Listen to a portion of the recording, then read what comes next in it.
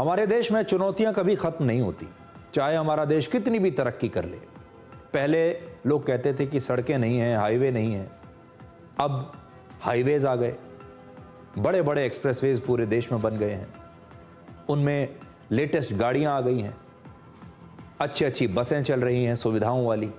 लेकिन फिर भी वो नई चुनौतियां लेकर आ रही हैं। तो ये जो नए एक्सप्रेस हाईवेज हैं, ये जो नई नई लेटेस्ट टेक्नोलॉजी की गाड़ियां हैं, ये जो नई नई बसें हैं, ये भी एक नई चुनौती हमारे सामने लेकर आ रही हैं और हम नहीं जानते कि इन चुनौतियों का सामना हम कैसे करें। इसलिए अब आपको दिखा रहे हैं कि हमारे देश के एक्सप्रेसवेज कितने असुरक्षित होते जा रहे हैं। उत्तर प्रदेश के मथुरा में यमुना एक्सप्रेसवे पर आज एक बहुत बड़ी सड़क दुर्घटना हुई।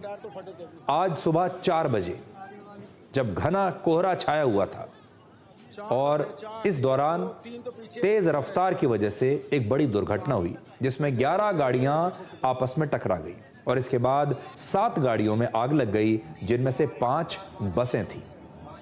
इस दर्दनाक दुर्घटना में जिंदा जलकर 13 लोगों की मौत हो गई है और 70 से ज्यादा घायल हैं। सबसे बड़ा सवाल यह है कि दुर्घटना तो हुई, लेकिन गाड़ियों में आग कैसे लग गई? ये एक बहुत बड़ी चीज है, जो बहुत बड़ा सवाल है, जो आज सबके दिमाग में है। 4 बसें, 4, 1, 2, 3 तो पीछे, एक उधर है, 4 पैसेंजर निकल गए। देखो जिंदे आदमी चल रहा है भाई, जिंदे। हाँ, और आगे भी है, आगे बच गया यार, बाकी तो नहीं फट गया टायर, तो फटे तो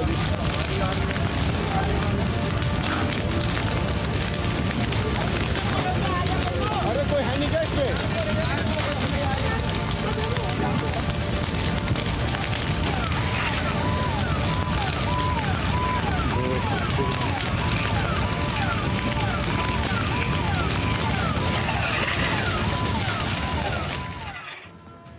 अब आप ये समझिए कि दुर्घटना हुई कैसे।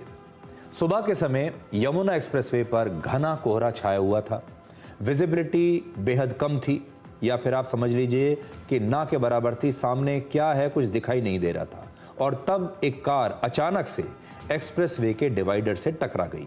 इसके बाद एक तेज रफ्तार बस इस कार से टकराई और फिर कुछ ही मिनटों में वहां कई और बसें और गाड़ियां आ गईं और उनकी भी टक्कर हो गई। ये बसें यात्रियों से पूरी तरह से खचाखच भरी हुई थी और दुर्घटना होते ही कई गाड़ियों में आग लग गई। बसों में उस समय यात्री सो रहे थे क्योंकि सुबह सुबह का समय था और अचानक आग लगने की वजह से इन बसों के अंदर भगदड़ मच गई। यात्रियों को बाहर निकलने के लिए कोई रास्ता नहीं दिखा, जिसके बाद कुछ यात्रियों ने बसों की खिड़कियों को तोड़कर बाहर कूदकर अपनी जान बचाई, लेकिन कई लोग इतने भाग्यशाली नहीं थे, वो बाहर नहीं निकल पाए और आग में ही झुलसकर इन लोगों की मौत हो गई।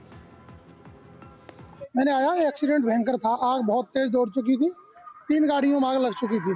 जब मैं आया तो उसमें 4-5 लोग फंसे थे। मैंने उसको एक को निकाला उसमें से, गाड़ी से अंदर से घुल के। 3 उसमें और रह गए थे, एक कोई मुरैना उसका था, कानपुर का, सॉरी। मैंने उसको निकालने की बहुत कोशिश की, लेकिन तीनों लोग सीट में फंसे थे, नहीं निकल पाए हमसे। तब तक गाड़ी में आग अंदर दौड़ गई, मुझे मजबूरी उस गाड़ी से निकलना पड़ा। जा रहे थे दिल्ली और रास्ते में अंधेरा बहुत छाया हुआ था, दिखाई नहीं दिया। गाड़ी जोर से आवाज की, हम लोग सब हकबका गए। गेट खोले, गेट खोलकर जैसे निकले, पीछे से धाड़ धाड़ धाड़ धाड़ सब बसें सब लड़ रही थी जोर जोर से। आग लगी, सब लोग चिल्ला रहे थे, भाग रहे थे, बस से कूद रहे थे, शीशा तोड़ रहे थे, यही सब हम लोग देखे। झटका लगा, जब हम गाड़ी पे उतरे तो गाड़ी टूट के मेरे ऊपर गिरने लगी। तो पूरा था? हाँ, मैं उस समय एक्सीडेंट हुआ था जब उस समय गाड़ी में था, बैठा था। कितने लोग थे बस में तो पूरा फुल सीट था, जितना सीट होती सब फुल। कितने बजे लोगों को घटना हुई? 4 बजे के आसपास हुई। ये लगभग 4 साढ़े 4 बजे के बीच में जो घने कोहरे के कारण और लो विजिबिलिटी के कारण इस जगह पे 127वें मील पे ये दुर्भाग्यपूर्ण घटना घटी है, जिसमें 5 बसें पूरी तरीके से जल गई हैं, 2 छोटी गाड़ियां जल गई हैं। आप देख रहे होंगे 2 बड़ी बसें और वोल्वो बसें टकरा करके टूटी हुई हैं। एक टेम्पो ट्रेवलर टूटा हुआ, 2 और गाड़ी टूटी हुई हैं। जिस तरीके की बसें जली हुई हैं वो बहुत ही बीभत्स है। माननीय मुख्यमंत्री मुख्यमंत्री जी ने तत्काल घटना का संज्ञान लिया और हमको एसएसपी साहब को तत्काल मौके पर भेजा। पूरी टीम आई, लगभग 20 से अधिक एम्बुलेंस लगा करके जो घायल थे उन्हें अस्पताल भेजा गया। तो अब देखिए 5 बस जो हैं वो जलकर राख हो गई हैं और ये पहली बार नहीं है।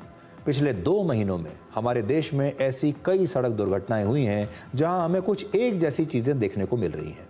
अक्टूबर में आंध्र प्रदेश के कुरनूल में, राजस्थान के जैसलमेर में, उत्तर प्रदेश के बुलंदशहर में और गुजरात के कच्छ में बसों में ऐसी ही दुर्घटना के बाद आग लग गई और इन हादसों की जांच के बाद ये पता चला कि इस प्रकार की बसों के जो इमरजेंसी डोर थे वो उस समय बंद थे, खुले नहीं। बस की खिड़की तोड़ने के लिए बस के अंदर कोई हथौड़ा नहीं था, कोई चीज नहीं थी कि अगर मान लीजिए बस में आग लगे या दुर्घटना हो जाए तो खिड़की को कैसे तोड़ें, शीशे को कैसे तोड़ें, उसके लिए कोई साधन नहीं। आग बुझाने के लिए बस के अंदर फायर एक्सटिंग्विशर भी नहीं था। ज्यादातर बसों को अवैध तरीके से स्लीपर बस बनाकर सुरक्षा नियमों का उल्लंघन किया जाता है। वर्ष 2023 में देश भर में हुई सड़क दुर्घटनाओं में 1,72,000 से ज्यादा लोगों की मौत हुई।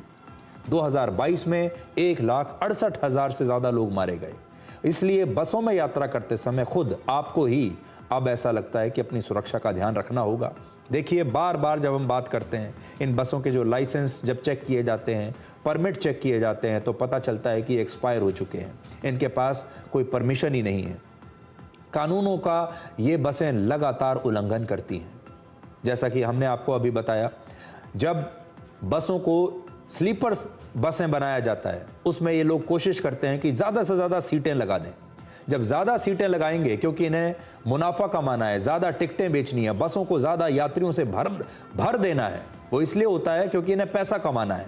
उसकी वजह से बस से जब अगर आपको इमरजेंसी के दौरान निकल कर भागना हो तो भागने के लिए, बचने के लिए कोई जगह ही नहीं बचती, क्योंकि बस में इतनी ज़्यादा सीटें होती हैं। जिस बस में 30 लोगों को बैठना चाहिए उसमें 50 लोगों की बैठने की जगह बना दी जाती है और ये सब कानूनों का उल्लंघन करके बनाया जाता है।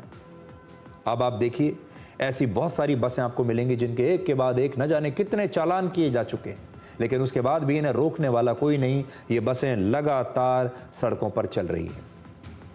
इसीलिए आज हम आपसे ये कहना चाहते हैं कि हमारा जो प्रशासन है वो पूरी तरह से ऐसी बसों को रोकने में फेल हुआ है।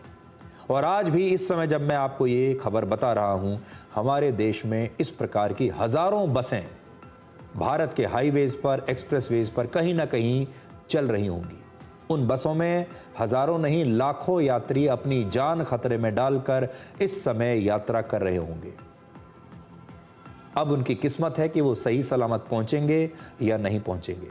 लेकिन आज बड़ी बात यह है कि सरकार से, व्यवस्था से, प्रशासन से, हमारा जो ट्रांसपोर्ट विभाग होता है उससे, हर जगह पर सरकारी अधिकारी बैठे हुए हैं। आज उनसे सवाल करना चाहिए कि इस प्रकार की जो बसें हैं ये सड़क पर आ कैसे जाती हैं, इन्हें चलने की इजाजत कौन देता है, इन बसों की चेकिंग क्यों नहीं होती, इस प्रकार की सारी बसों का ऑडिट क्यों नहीं होता। और जो ये ऑडिट करने के लिए, इन बसों को रोकने के लिए, हमारे यात्रियों को सुरक्षित बनाने के लिए जिन लोगों की नियुक्ति हुई है, जो सरकारी अधिकारी हैं, वो लोग आखिर क्या कर रहे हैं। मुझे आपको बताने की आवश्यकता नहीं है कि वो लोग अपना काम ठीक से नहीं कर रहे हैं। और क्यों नहीं कर रहे हैं? क्योंकि उनकी जेब गर्म की जा चुकी है। शायद भ्रष्टाचार है और रिश्वतखोरी इसके पीछे है। इसलिए बड़ा सवाल यह है कि अभी हम कितने और लोगों को ऐसे ही खोते रहेंगे, क्योंकि हमारे हाईवेज पर जो बसें चल रही हैं वो असुरक्षित हैं।